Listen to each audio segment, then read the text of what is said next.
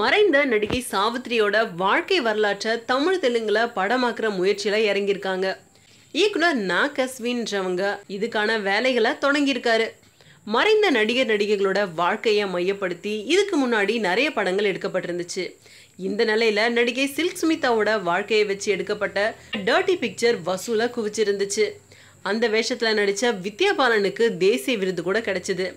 இது போல மறைஞ்ச பழம்பெரும் நடிகை சாவித்ரியோட வாழ்க்கையையும் மகாநதி அப்படின்ற பெயர்ல தமிழ் தெலுங்கு மொழிகள்ல படமாக்கப்பட்டிருந்துச்சு. நடிகர் திலகம்னு போற்றப்பட்ட சாவித்ரி 1950 மற்றும் 60களில் தமிழ் தெலுங்கு ஹிந்தி மொழிகள்ல 300க்கும் மேற்பட்ட படங்கள்ல நடிச்சு முன்னணி கதாநாயகியா இருந்தாங்க. தமிழ்ல நடிச்ச களத்தூர் கண்ணம்மா, திருவிளையாடல், கந்தன் கருணை, பாசமலர், பரிசு, பாவமன்னிப்பு, கை கொடுத்த தெய்வம், படித்தால் மட்டும் போதுமா, நவராத்திரி இது போன்ற பல படங்களும் சாவித்ரிக்கு பேர் வாங்கி கொடுத்திருந்துச்சு. அது மட்டும் இல்லாமல் 1935 ஆந்திராவில் பிறந்த இவங்க 1981 தன்னோட 46வது வயதில் மரணம் அடைஞ்சிருந்தாங்க. கதாநாயகியாக இருந்தபோது செல்வ செழிப்பில் வாழ்ந்த அவங்க சொந்தமாக படம் தயாரித்து நஷ்டம் அடைஞ்சு சம்பாதிச்ச பணத்தை எல்லாத்தையும் இழந்து கடைசி காலத்தில் ரொம்ப கஷ்டப்பட்டு இறந்து போனாங்க.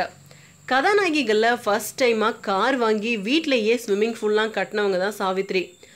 ஆனால் சினிமா எடுத்து அடைஞ்ச நஷ்டத்துக்காக அந்த வீட்டை அநியாய விலைக்கு விற்கிற சூழலுக்கும் தள்ளப்பட்டிருந்தாரு. இதில் சாவித்ரி வேஷத்தில் நடிக்கிறதுக்காக ஆக்ட்ரஸ் எல்லாம் செலக்ட் பண்ணிட்டு இருக்காங்க. இதில் நயன்தாரா, அனுஷ்கா, காஜல் அகர்வால், வித்யா பாலன் உட்பட நிறைய பேர் பரிசீலிக்கப்பட்டிருந்தாங்க. கடைசியாக நித்யா மேனன் தான் செலக்ட் ஆனாங்க. சாவித்ரிக்கு இணையான ஹைட்டில் இருக்கிறதாலையும் முகத்தோற்றமும் அதே போல் இருக்கிறதாலையும் நித்யா மேனனை செலக்ட் பண்ணியிருக்காங்க. நித்யா மேனனும் சாவித்ரி வேஷத்தில் நடிக்கிறதுக்காக ரொம்பவும் மகிழ்ச்சி தெரிவிச்சிருக்காங்க. இந்த படத்தோட படப்பிடிப்பு சீக்கிரமாக தொடங்கும் அப்படின்னு எதிர்பார்க்கப்படுது.